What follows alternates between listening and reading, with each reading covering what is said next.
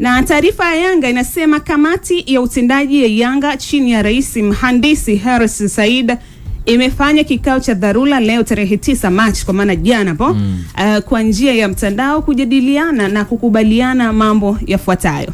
Sasa kwanza, uongozi wa Yanga unatoa pole kwa wanachama, mashabiki, wapenzi na wadau wa mchezo wa mpira wa miguu waliosafiri kutoka sehemu mbalimbali duniani kushindwa kushuhudia mechi yetu dhidi ya klabu ya Simba iliyokuwa ifanyike jana tarehe 8 Machi 2025 katika uwanja Benjamin Mkapa. Klabu ya Yanga ilifanya maandalizi yote ya mchezo kama inavyoelekezwa kwenye kanuni, ikiwemo kushiriki kwenye kikao cha maandalizi ya mechi na kilichofanyika tarehe 7 Machi 2025 saa 8 mchana kwenye hoteli tajwa hapo jijini Dar es Salaam. Kwenye kikao hicho ambacho kilihudhuriwa na klabu ya Yanga na Simba, wasimamizi wa mchezo ikiwemo mratibu wa mchezo, afisa usalama wa mchezo, mtathmini waamuzi, kamishna wa mchezo na watendaji wa bodi ya ligi.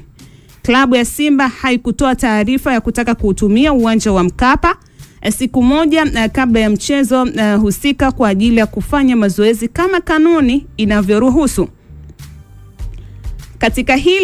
Katika hali ya kushangaza, usiku wa tarehe 7 Machi, klabu ya Simba iliwasili katika uwanja wa Mkapa ikiwa na magari kadhaa kwa ajili ya kufanya mazoezi, huku wakifahamu hawakuwa wamefuata taratibu za kupata haki yao ya kikanuni, kuwasiliana na msimamizi wa mchezo, meneja wa uwanja wala timu mwenyeji ambayo ni Yanga. Mamlaka ya uwanja ilikataa kuwaruhusu kuingia ndani ya uwanja kwa sababu hakukuwa na taarifa wala maandalizi yoyote yaliyofanywa kwa ajili yao. Na baada ya kuwepo kwa sintofahamu hiyo, klabu ya Simba iliamua kuondoka uwanjani hapo.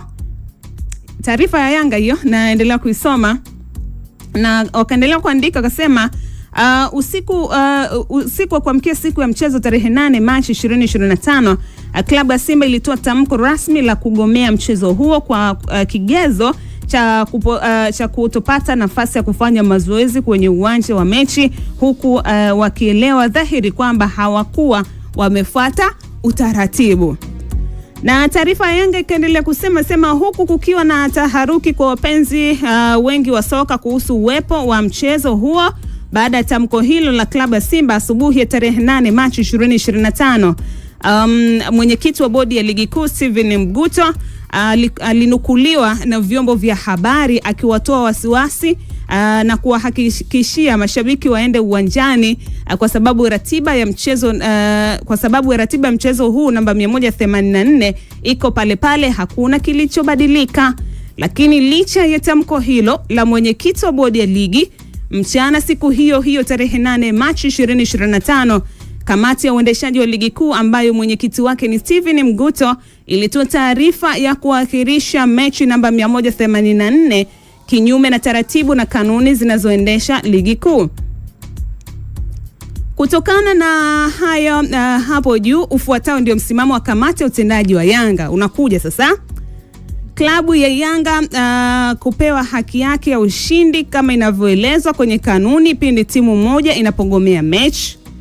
Kamati ya utendaji ya Yanga imekubaliana kutoshiriki mchezo namba 184 kwa tarehe yoyote itakayopangwa. 3, kutokana na mfululizo wa uvunjifu na kushindwa kusimamia kanuni za ligi kuu, klabu ya Yanga imekosa imani na kamati ya uendeshaji ya ligi kuu chini ya mwenyekiti wake Steven Mguto na katibu wa kamati hiyo na Almas Kasongo. Hivyo tunaliomba shirikisho la mpira wa miguu TFF kuivunja kamati hiyo na kuteua viongozi wengine waadilifu na wenye nia njema na maslahi mapana na ya mpira wetu.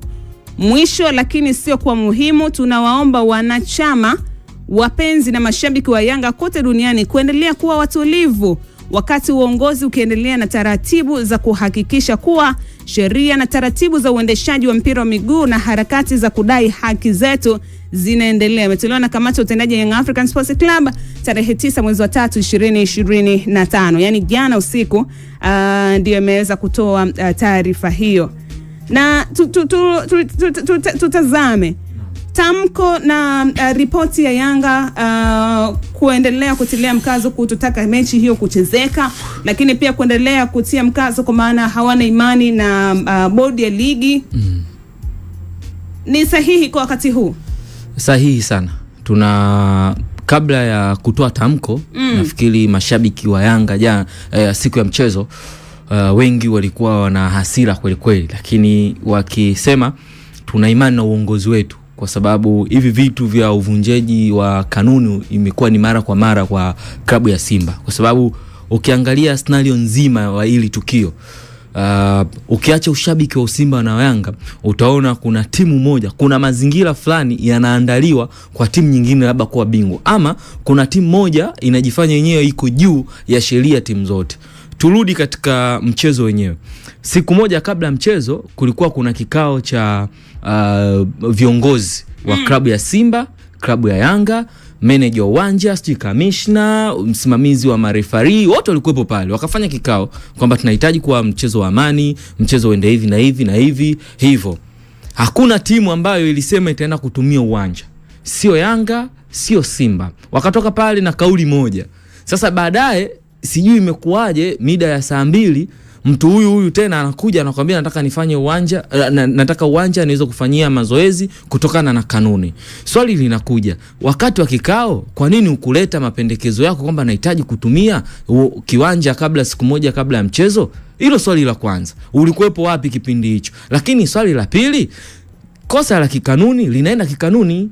Yani okay fine, utazuiliwa pale, wakati kamati inafanya uchunguzi, mechi acha iendelee. Taarifa inakuja, mechi ipo, baadaye taarifa inakuja tena, mechi haipo. Sasa unagailisha mechi kutokana na kanuni ambazo wewe mwenyewe hujui, una uhakika nao. Nakwambia tunaendelea na uchunguzi, lakini tunafahamu uchunguzi ni masaa 72. Baada ya masaa 72 taarifa inakuja. Kwa hiyo kwangu mimi nimpongeze rais wa Yanga, na sisi wana Yanga tuko nyuma yao. Hakuna mechi yote ambayo itaenda kutendeka, kwa sababu itakuwa yani itakuwa ni tukio ambalo ni endelevu. Mechi ya kwanza ile ambayo Yanga anashinda 1-1, Yanga alizuiliwa kufanya mazoezi siku moja uwanja. Na kanuni zilikuwepo, lakini Yanga hakugoma. Mbali na hapo, Yanga anaingia katika vyumba vya kubadilishia nguo, dawa zilikuwepo, zipo. Yani vyumba vya kubadilishia nguo, Yanga ilihujumiwa, ilipigwa dawa. Manager uwanja alienda kukagua, commissioner alienda kukagua, na akakiri kweli hivi vyumba havifai kutumika. Ingawaje na kwa kauli ya bodi ya ligi kutokana na situation ya mechi ya dabi ile, walisema kwa maana vinaendelea na marekebisho, kwa hiyo harufu ya rangi ndio walisema ni harufu ya Yanga, lakini haikuwa harufu ya Yanga. Hiyo unasema wewe. Haikuwa harufu ya Yanga, sinajulikana. Rangi nani, umri huu mpaka unafika ujue harufu ya rangi. Lakini Yanga walikubali kubadilisha kwenye kodro, ambapo wafanyakazi wa uwanja wa usafi wanapita, lakini walikubali kutoa utu wao kwa ajili ya kucheza game. Sasa kanuni ingetumika pale, lakini Yanga wakususa, waliendelea na mechi, na matokeo wakapata matokeo mazuri. Sasa iweje kwa Simba kwa kanuni zile zile ambazo walimuhujumu Yanga, Yanga akakubali kucheza, wewe usikubali kucheza, useme kwamba kanuni hii inaniruhusu mimi nifanye mazoezi? Kwa maana mmelipiza kisasi. Huu taratibu mwenyewe ndo kauvuruga. Huu taratibu, yani huu taratibu wa kanuni, sio kukaa juu ya sheria, ni Simba ndo karibu huu taratibu, kwa sababu tukirifaa na matukio ambayo yametokea hapo nyuma, tulikuwa tunategemea kamati na hii mwenyekiti wa bodi angefanya kuchukua hatua ambazo zinastahili, lakini alichukulia kwamba mazoea ya Simba na Yanga ngoja tu waende. Sasa imekuja upande wa Yanga, kwa nini unagailisha mechi wakati kuna watu ambao wametoka sehemu tofauti tofauti? Mimi ni shahidi, nikwambie Wastara, kwenye ile mechi nafikiri na Meja alikuwepo, tulikuwa tuna wageni, kwa sababu kipindi cha Kipenga Extra kinatazamwa zaidi duniani. Achana tu na hapa Tanzania, Afrika, tulikuwa na wageni wa Jerumani ambao wametoka nchini kuja kuangalia hii game. Kutoka nchini Ujerumani walikuja, na tulipiga nao picha, zaidi ya Wajerumani 8. Kulikuwa kuna Wazambia wako pale, wanakuja wanakuambia game imegailishwa, hii ni zaidi ya mara ya pili. Sidhani kama tutaendelea kuja kuangalia. Kwa hiyo kauli ambazo sisi tunazichukulia kawaida na juhudi ambazo Mama Samia ameendelea kuzipigania, wageni wanakuja, lakini kuna baadhi ya watu wachache ambao wanafanya matukio kama yaondoke. Lakini sisi wana Yanga tumempoteza mwana Yanga mwenzetu. pale nje, amekufa kwa ajili ya kusubiria mchezo umegairishwa, mashabiki wameshindwa kuingia ndani, wamefukuzwa ndani, wameambia bana hamna kuingia ndani. Mwisho wa siku mtu katoka Tunduma aje kuiangalia Yanga, imekosekana aje kuangalia hata mazoezi ya Yanga, haijawezekana, ameamua kukaa aegemee nguzo ya umeme, kapigwa shoti, amekufa. Sasa tamko ambalo wewe mwenyekiti wa bodi labda unaweza ukaliona ni la kawaida, limeleta maafa mangapi? Kwangu mimi nitoe wito kwa rais wa TFF, moja kati ya rais ambaye amefanya makubwa sana. Wengi wamemlaumu, nimeona kwenye mtandao wengi wamemtukana, ila mimi siamini kama yeye pia anahusika. Baadhi ya watu wake hao wachagua wanamwangusha. Sasa kama tunaendelea kuwa na imani na mwenyekiti wa bodi, nilitegemea yeye mwenyewe, sio kabla Yanga imwambie tu ajiuzuru, yeye mwenyewe kutokana na maafa yale kusababisha kifo kwenye familia, yani baba ameondoka anarudi ni marehemu, kwa ajili ya kauli yako kugairisha mchezo ungekuwa umeshajiuzuru. Lakini muombe rais wetu Karia, hii iwe mwanzo na mwisho, achukue hatua zinazostahili. Moja, kubadilisha watu. Tunahitaji kuona watu wa mpira wakiongoza sekta hii ya mpira kwa manufaa ya taifa.